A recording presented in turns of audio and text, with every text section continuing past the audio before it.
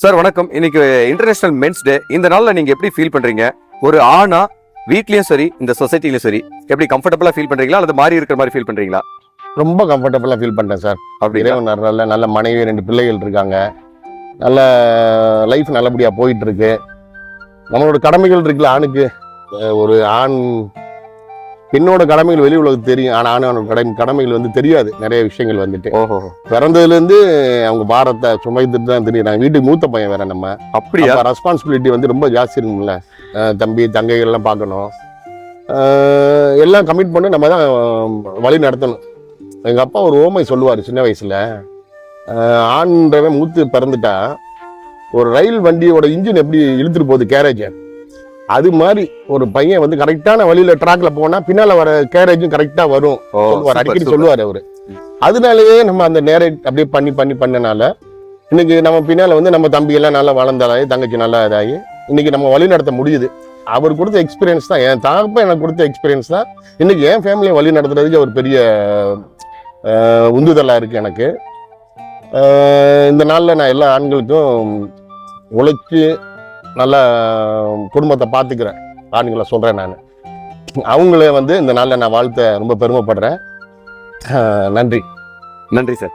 அதே போல இன்னைக்கு சில ஆண்களுக்கு வந்து சில சிக்கல்களும் இருக்கு. குடும்ப அளவிலும் சரி பெண்களாலும் சரி. பொதுவாக பெண்கள் குறிப்பா மனைவியாலேயோ அம்மாவாலேயோ கூட சில பிரச்சனைகள் இருக்கலாம். அந்த மாதிரி இன்னைக்கு ஆண்கள் வந்து எப்படியெல்லாம் கஷ்டங்களை சந்திக்கிறாங்க சார்? அது வந்து என்னன்னா ஒரே ஒரு விஷயம் சார், டிரான்ஸ்பரன்சி சார். டிரான்ஸ்பரன்சி இருந்துட்டாலே நிறைய விஷயங்கள் வந்து சால்வ் ஆயிடும் உங்களுக்கு.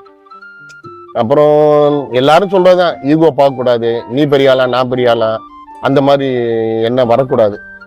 எல்லாரும் ஈக்குவல், மனைவியா இருந்தாலும் கணவனா இருந்தாலும் வந்துட்டு விட்டு கொடுத்து போயிடணும். எல்லாத்தையும் ஷேர் பண்ணிக்கணும். குழந்தைகளை வந்துட்டு எப்படின்னா நிறைய பேர் சொல்லுவாங்க, ரொம்ப அடக்கி இது பண்ணக்கூடாது. குழந்தைகளை அன்பாவே வழி நடத்திடணும். நம்ம அப்பாவை பார்த்து அங்கே பிரியப்படணும். அப்பா டாடி எப்போ பேசணும் அப்படின்னு சொல்லிட்டு.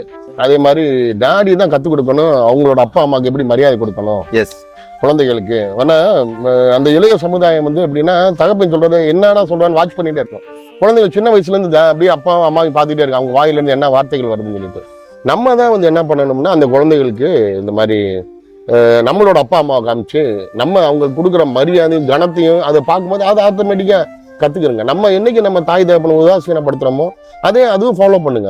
அதனால முடிஞ்ச அளவு நம்ம தாய் தகப்பனை வந்து நல்ல கண்ணியமாக நம்ம நல்ல உயர்வாக நம்ம மதித்து வைக்கும்போது அவங்க ஆட்டோமேட்டிக்காக அவங்களுக்கு அந்த இது வந்துடும். அது எல்லா தகப்பனும் செய்யணும். அது எவ்வளோ வீட்டில் போராட்டம். ஏன்னா பொதுவாக வந்து மாமியார் மருமகள்ன்ற சண்டை வந்து உலகத்துல வந்து அது தீர்க்க முடியாத ஒரு பிரச்சனை வச்சுங்களேன். அது வந்து அதுல எந்த விதமான இதுவும் கிடையாது. லட்சத்துல ஒருத்தவங்க தான் அண்டர்ஸ்டாண்டிங் இருக்கும். 99,999 பேர் மிஸ் அண்டர்ஸ்டாண்ட்லாம் இருப்பாங்க. அதை வந்து அந்த பெரிய பாரம் வந்து தகப்பன் கையில வந்துட்டு சார். இன்னைக்கு வந்து எப்படின்னா ஒரு ஆண்களோட பெரிய தாக்கம் என்ன தெரியுங்களா? தாய் தங்கை தாரம் தம்பி எல்லாமே தமிழ்ல தான்னே வந்திருக்காங்க. இந்த உறவு என்னைக்கு வந்து இதுக்குள்ள பிளவுபடுதோ, என்னைக்கு இது வந்து விரிசல் ஏற்படுதோ, அன்னைக்கு அந்த ஆம்பளைக்கு வந்து பெரிய மன கஷ்டம் வந்துடும். என்னைக்குமே ஒரு தாயும் தாரமும் தங்கையும் நல்லா சேர்ந்து இருந்துட்டாங்க வச்சுங்களேன், அந்த ஆண் பெரிய லெவல்ல போயிடுவான். அந்த இதுல வந்து ஒரு ஏதாச்சும் ஒரு சின்ன ஒரு மிஸ் அண்டர்ஸ்டாண்டிங், தாயும் தாரமும் பேசிக்கிறல, மரியாதை கொடுக்கல அப்படின்னாலே அவனோட உழைப்பு கம்மியாயிடும், அவனோட மன உளைச்சல் ஆயிடும், வீட்டுக்கு வர்றதே அவாய்ட் பண்ற அளவுக்கு. அதனால நிறைய ஆண்கள் வந்து அந்த மாறி போறது இது நிறைய பேர் தெரிய மாட்டேங்குது. அதே மாதிரி தங்கைக்கு வந்து தாரம் வந்து ரொம்ப நல்லா ஃப்ரெண்ட்லி ஆட்டு நினைப்பாங்க, அதுவும் நடக்க மாட்டேங்குது. ஒரு தம்பி இருந்து அவங்கள அரவணைச்சு போகணும்னு நினைப்பாங்க, அது எங்க அம்மா பண்ணாங்க அது. ஆனா எல்லாரும் வாய்க்கல அது வாய்க்கிறது இல்லைல்ல, ரொம்ப கஷ்டம். நான் மெயினா சொல்றது இதுதான், அவங்க ஆண்களோட பெரிய பாரமே இந்த உறவு இருக்கிறது பாருங்க. அழகா தமிழ் தாய் தங்கை தம்பி தாரம், ஏன்னா தாரம் 3ஆவது வரவங்க தான், கடைசியா வரவங்க. இந்த 4 தாவும் கரெக்டா அனுப்பிச்சுங்களேன், அவன் நல்லா தரணியில போட்டுற அளவுக்கு அவன் வாழ்ந்துருவாங்க. தாத்தானு தரணியும் வந்து அந்த தாவையும் உள்ள சேர்த்து. ஆமா, நல்லதொரு குடும்பம் பல்கலைக்கழகம் அப்படிங்கிற மாதிரி சூப்பரா ஒரு முன்னுதாரணமா இந்த நாள்ல வந்து உங்க குடும்பம் நீங்களே வந்து அதுக்கு முன்னுதாரணமா இருக்கீங்க. ரொம்ப மகிழ்ச்சி. இப்படியான மகிழ்ச்சி தொடரணும் உங்களோட குடும்பத்துல. வாழ்த்துக்கள். நன்றி, வணக்கம் சார். நன்றி சார்.